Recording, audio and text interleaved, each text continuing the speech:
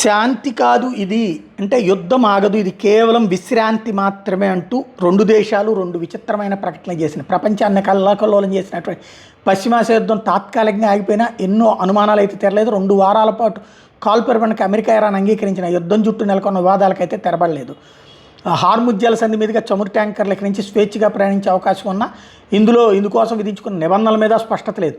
ఏమేమి స్పష్టత రావాలి? కాల్పురపణకు ఇరాన్ ప్రతిపాదించిన 10 అంశాల ఫార్ములాను అంగీకరించినట్టు అమెరికా అధికార యంత్రాంగం ఎక్కడా అంగీకరించలేదు. ఇరాన్ మీద ఆంక్షలు ఎత్తేయడానికి, ఆస్తులు విడుదల చేయడానికి, హార్ముజ్ మీద ఇరాన్కి నియంత్రణ బాధ్యతను అప్పగించడానికి ఆమోదం తెలుపుతున్నట్టు చెప్పలేదు.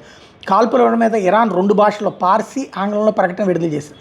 తాము యురేనియం శుద్ధి చేసుకోవడం అమెరికాకి అంగీకార యోగ్యమని పార్సీ భాషలో ప్రకటనలో ఉంది.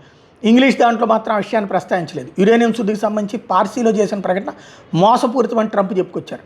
హార్ముజ్ జలసంధిలో ప్రయాణించే నౌకల నుంచి తాము ఒమన్ రుసుములు వసూలు చేసే నూతన విధానం రూపొందించేందుకు ప్రస్తుత ఒప్పందం వీలు కల్పిస్తుందని ఇరాన్ చెప్పింది.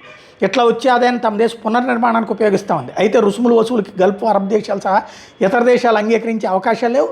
అమెరికా కూడా మేమేం అంగీకరించట్లేదని చెప్పింది.